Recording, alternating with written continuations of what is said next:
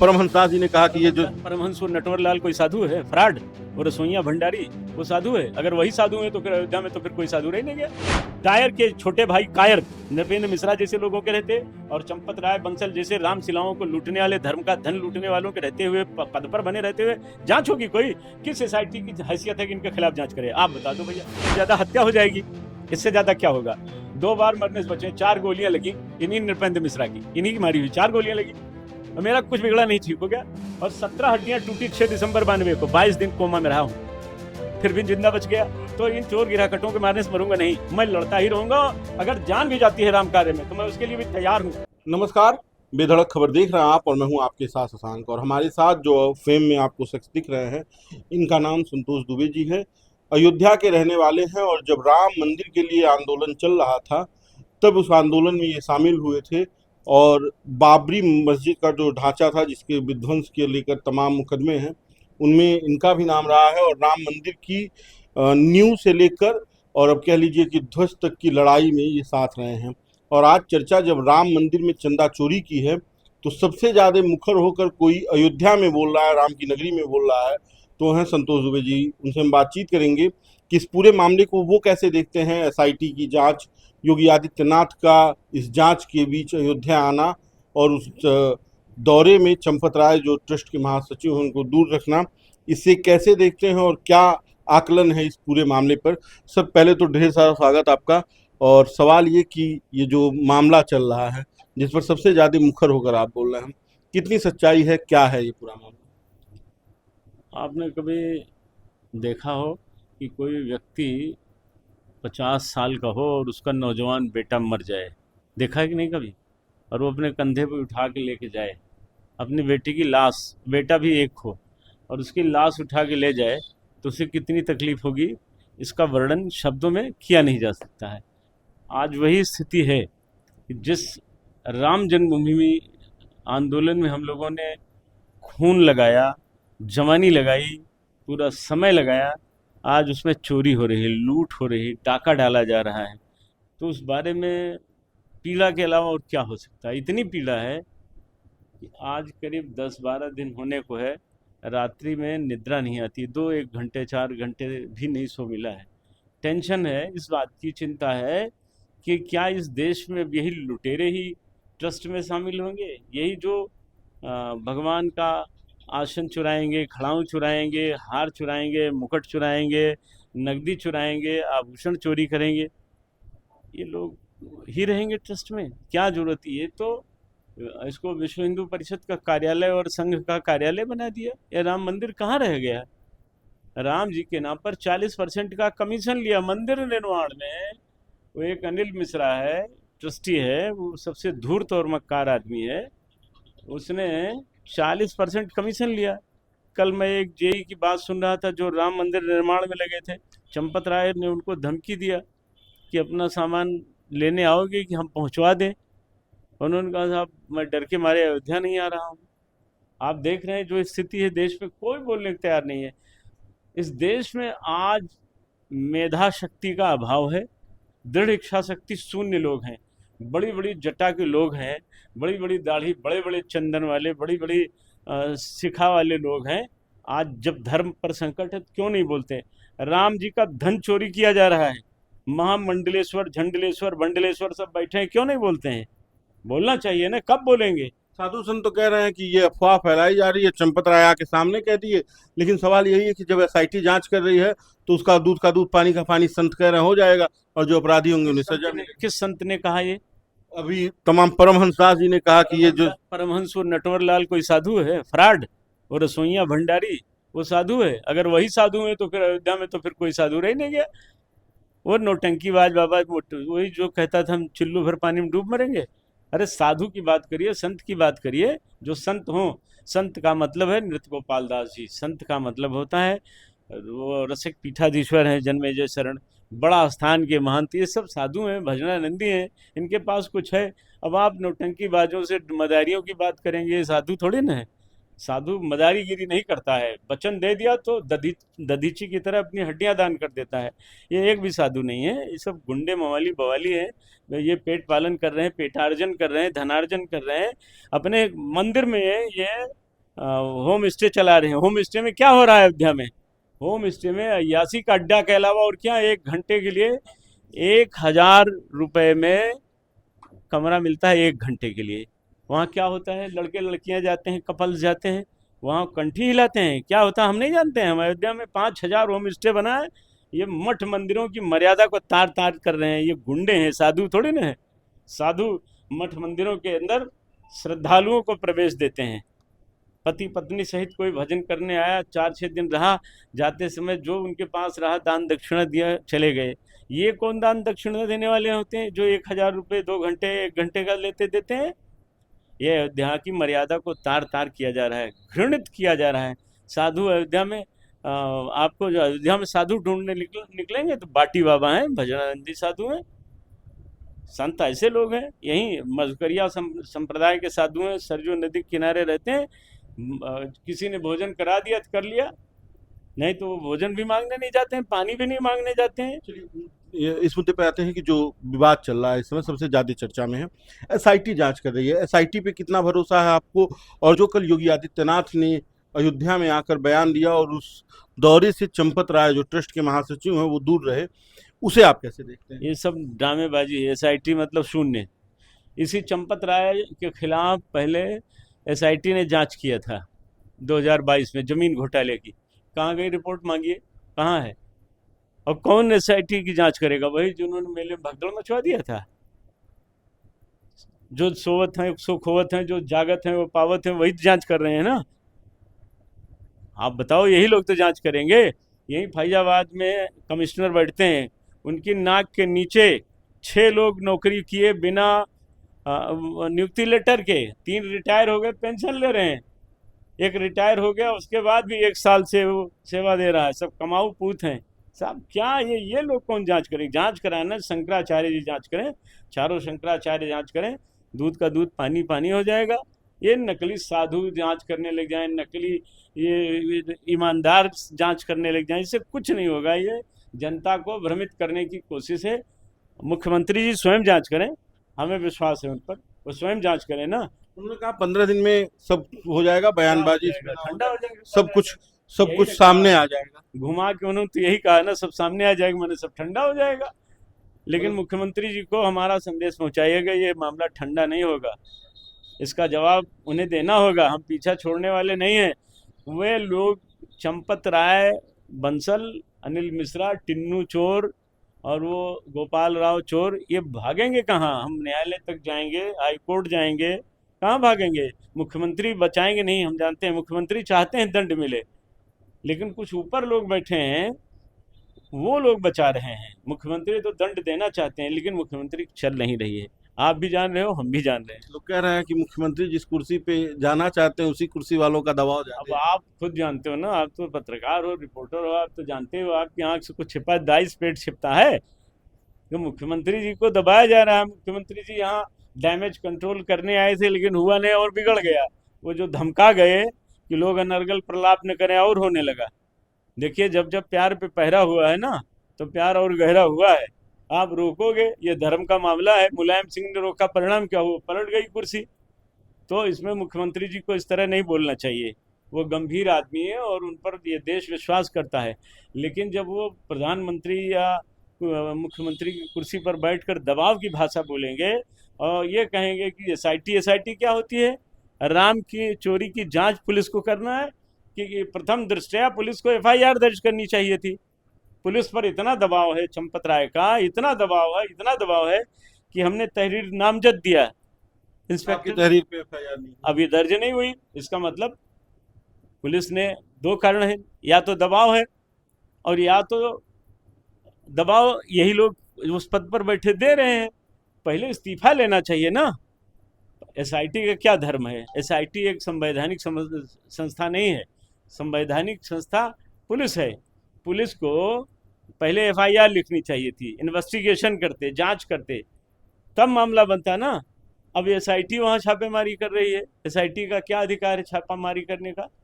क्यों मार रहे हो भैया? आप सबूत मिटा देंगे। वो एक जगह आप छापेमारी करोगे, 10 सबूत मिट जाएगा। उसे इतनी बड़ी रिकवरी तो हुई है, अगर रिकवरी हो रही है तो यानी कि कहीं ना कहीं तो धुआं है, अरे चिंगारी है। ये फुलझड़ी है। दीपावली से पहले वाला पड़ाका है, दग रहा है। दीपावली के दिन पड़ाका नहीं रहेगा, ये कुछ नहीं होगा। ये हम लोगों को न्यायालय जाना पड़ेगा, मैं आपको आज ही बता दे रहा हूँ। हमें न्यायालय जाना पड़ेगा। हम कल हमने एसएसपी को पत्र भेजा है। हम जानते हैं, हम नहीं जानते हैं कि एसएसपी मुकदमा नहीं लिखवा पाएंगे, हमें पता है। एसएसपी लिख ही नहीं सकते मुकदमा, उनकी ताकत में ही नहीं है, क्योंकि शक्तिशाली लोग हैं। हम इसके बाद डीआईजी डीजीपी को पत्र भेजेंगे, फिर मुख्यमंत्री को भेजेंगे। भेजने के लिए तो हम गृह मंत्री को भी भेज देंगे, प्रधानमंत्री को भी भेज देंगे, लेकिन जाना हमको हाई कोर्ट है। स्थानीय न्यायालय को भी ये लोग कुछ न कुछ हस्तक्षेप कर सकते हैं। संभल के अधिकारियों को, न्यायिक अधिकारियों को हटाया गया है ना, तो यहाँ नहीं हटा सकते हैं। लेकिन हम यहाँ से लेकर और हाई कोर्ट तक जाएंगे, जरूरत पड़ी तो सुप्रीम कोर्ट जाएंगे। हम पीछा नहीं छोड़ेंगे, क्योंकि ये हमारी आस्था पर खिलवाड़ हुआ है। 150 हिंदुस्तानियों की आस्था पर खिलवाड़ हुआ है, कुठाराघात हुआ है। साहब क्या मजाक समझते हैं? जहाँ राम का जन्म हुआ है मंदिर वहीं बनाएंगे नारा देने वाले लोग चोरी कर रहे हैं, इन्हें शर्म नहीं आ रही? और जो लोग इन अभद्र पुरुषों की, चोर पुरुषों की मदद कर रहे हैं लिख पढ़ करके फेसबुक और इंस्टाग्राम पर, ये सब चोरी में शामिल लोग हैं, चोरों के समर्थक हैं। इनको कौन अच्छा कहेगा?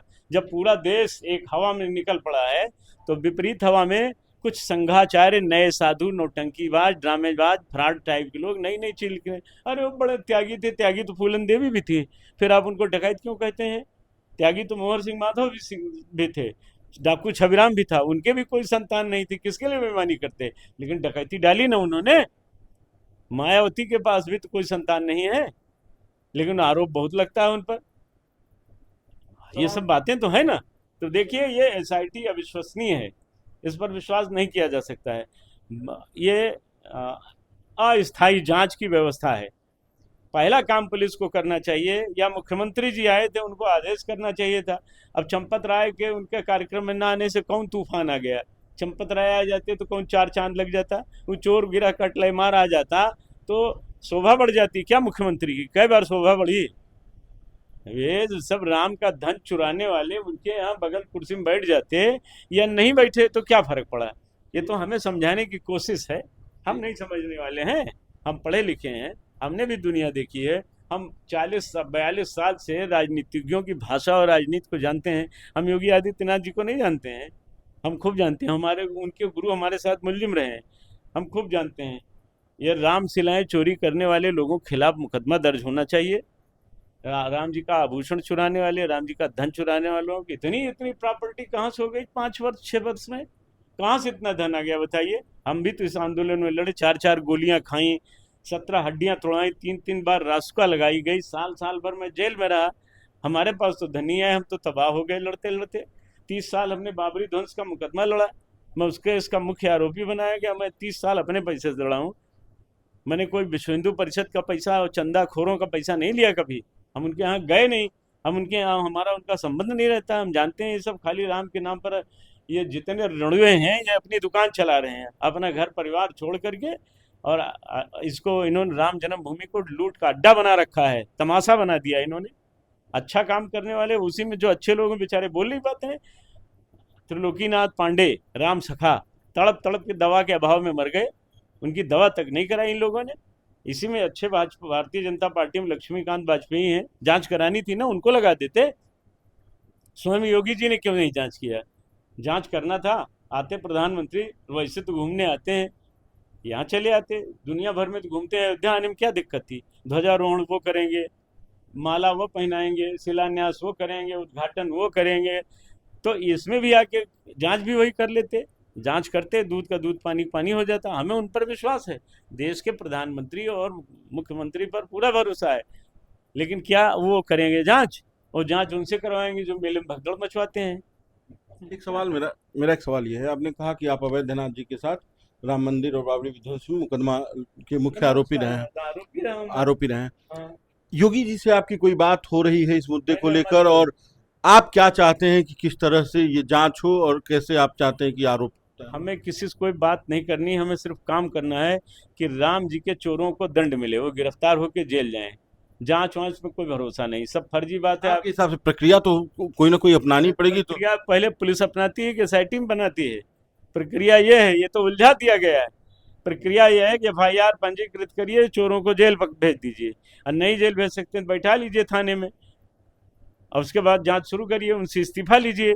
वो अपने पद पर महासचिव बनकर बैठा हुआ है, वो अनिल मिश्रा ट्रस्ट में बने बैठे हैं, वो गोपाल राव चोर आदमी बैठा हुआ है, टुन्नू उनका जो ड्राइवर वो बैठा है। आप उनको तो गिरफ्तार करने के बजाय उनको आप पुलाव जर्दा खिला रहे हैं, और जांच कर रहे हो, पब्लिक से सबूत मांग रहे हो। चोर सबूत देगा? वो चोर छोड़ जाएगा सबूत? सबूत हम दे तो रहे हैं, हम खुद ही प्रमाण है, देखिए हमारे पास सबूत है। आप ही की जमीन है, 1-2 करोड़ की नहीं, 50 करोड़ की जमीन चंपत राय ने दूसरे फराड आदमी खड़ा करके लिखवा लिया। देखे ना, सामने बैठे हैं, क्या बात करते हैं। 1-2 घटना नहीं, हम आज पूरा और कलेक्शन हमारे पास आएगा।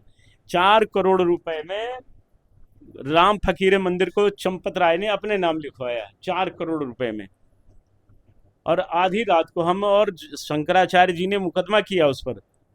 अभी मुकदमा चल ही रहा था कि आधी रात को जेसीबी मशीन और डंपर लगा करके मंदिर तोड़ दिया गया, और मंदिर की सारी मूर्तियां कौन चुरा ले गया, कौन ले गया? हम तो आज तक मांगते हैं, दे दो भैया, मूर्तियां दे दो, सबकी मूर्तियां। कौन था राम फकीरे मंदिर? राम फकीरे मंदिर जहां भगवान राम बन जाते समय वलकल वस्त्र धारण किए थे, उस मंदिर को ध्वस्त कर दिया इन्होंने, 4 करोड़ रुपए में खरीद करके ध्वस्त कर दिया, और उनकी सारी मूर्तियां गायब हो गई। यह प्रमाण चाहिए का भैया? इसका भी प्रमाण चाहिए, हमारे पास वो भी है, हम अभी देते हैं। आवे ना पुलिस मेरे पास, हम वो भी प्रमाण देते हैं कि 1250 सोने चांदी हीरे जवाहरात मणिमाणिक्यों की रामशिलाएं किसने चोरी की। परमहंस जी ने तहरीर दिया था, हमने दिया था, तब भी तो जांच हुई, क्या परिणाम निकला? यही तो पुलिस है जो जांच करती है। यही पुलिस जब शासन का आदेश होता है तुरंत पकड़ लेती है, शासन का आदेश नहीं तो पकड़ेंगे ही नहीं। लेकिन याद रखिए, हमने पुलिस को खूब करीब से पहचाना है, ये न्यायालय से ही राइट टाइम होते हैं, इन्हीं से हम गिरफ्तार करवाएंगे। ये इन जो वर्तमान इंस्पेक्टर हैं, इन्हीं को पकड़ना होगा, इनको जाने नहीं देंगे, इन्हीं जांच कराएंगे, क्योंकि चोरों के सखी और सखा यही हैं, हम भागने नहीं देंगे इनको, क्योंकि इन्होंने एफआईआर नहीं दर्ज की, पहले अपराधी ये हैं। क्या बात है, तमाशा बना देंगे आप संवैधानिक समस्याओं संवैधानिक व्यवस्थाओं के अनुरूप काम नहीं करेंगे। आप बने हैं जनता की रक्षा के लिए, और जनता का भक्षण कर रहे हैं आप राम का धन लुटवा रहे हैं। राम जन्मभूमि थाने का थाना प्रभारी एफआईआर नहीं लिख पाया, उसको थाने में रहने का अधिकार है? आप बता दो, जो चोर को चोर नहीं कह सकता है वो कौन थानेदारी करेगा? यह विषय है कि गंभीर कि नहीं? मैं कल डीजीपी विक्रम सिंह को सुन रहा था, उन्होंने कहा जब थानेदार एफआईआर लिख नहीं सकता, इसका मतलब चोरी में शामिल है वो आदमी। क्यों नहीं लिखा उसने? और एसआईटी की जांच का कोई मतलब होता नहीं है, जीरो होती है। सारी एसआईटी की जांच भारत में जितनी हुई शून्य निकली है। आप बता दो किसी में कुछ हुआ हो, एक बता दो, एक जांच का कोई परिणाम बता दीजिए। इसी चंपत चोर के खिलाफ तो जांच हुई थी, क्या हुआ परिणाम? घोटाला इसी 2022 वाले मामले में आप हाँ, मैं वही उसी बारे में कह रहा हूँ। अरे वो राम जी के नाम पर लोगों ने हार भेजा, मुकुट भेजा, गलवा दिया बेंगलुरु में जाके, और ये अपने आप बयान दे रहे हैं। अब जाके सुर बदला है किनका, जिन्होंने हम पर गोली चलवाई थी वो ट्रस्ट में। हमारे गांव में एक कहावत कही जाती है, जो छिनार वही डोला एक रखवार, तो इज्जत राम बचावे। यही लोग, यही अपराधी लोग जो हम पर गोली चलवाए, वही ट्रस्ट में बैठे हैं। आप नृपेंद्र मिश्रा कह रहे हैं, और किसको कहेंगे? गोली उन्होंने चलाई तो कहेंगे दूसरे को? तो कुछ कहने से पहले लोग अपना गिरेबान झांकें, और अनिल मिश्रा जैसे डकैत और डायर के छोटे भाई कायर नृपेंद्र मिश्रा जैसे लोगों के रहते, और चंपत राय बंसल जैसे रामशिलाओं को लूटने वाले, धर्म का धन लूटने वालों के रहते हुए, पद पर बने रहते हुए जांच होगी कोई? किस एसआईटी की हैसियत है कि इनके खिलाफ जांच करे? आप बता दो भैया, हमें तो नहीं दिखता। हम आज ही प्रश्न चिन्ह खड़ा कर रहे हैं। चलिए, मैं समय देने के लिए बहुत बहुत धन्यवाद। तो ये थे संतोष दुबे जी, जो अभी भी इस मुद्दे पर मुखर होकर बोल रहे हैं, और ये कह रहे हैं कि पूरी व्यवस्था तब तक सही नहीं होगी। जी बताएं। हमारी ज्यादा से ज्यादा हत्या हो जाएगी, इससे ज्यादा क्या होगा? 2 बार मरने से बचे, 4 गोलियां लगी इन्हीं नृपेंद्र मिश्रा की, इन्हीं की मारी हुई 4 गोलियां लगी, और मेरा कुछ बिगड़ा नहीं, ठीक हो गया। और 17 हड्डियां टूटी 6 दिसंबर 92 को, 22 दिन कोमा में रहा हूं, फिर भी जिंदा बच गया। तो इन चोर गिराकटों के मारने से मरूंगा नहीं, मैं लड़ता ही रहूंगा।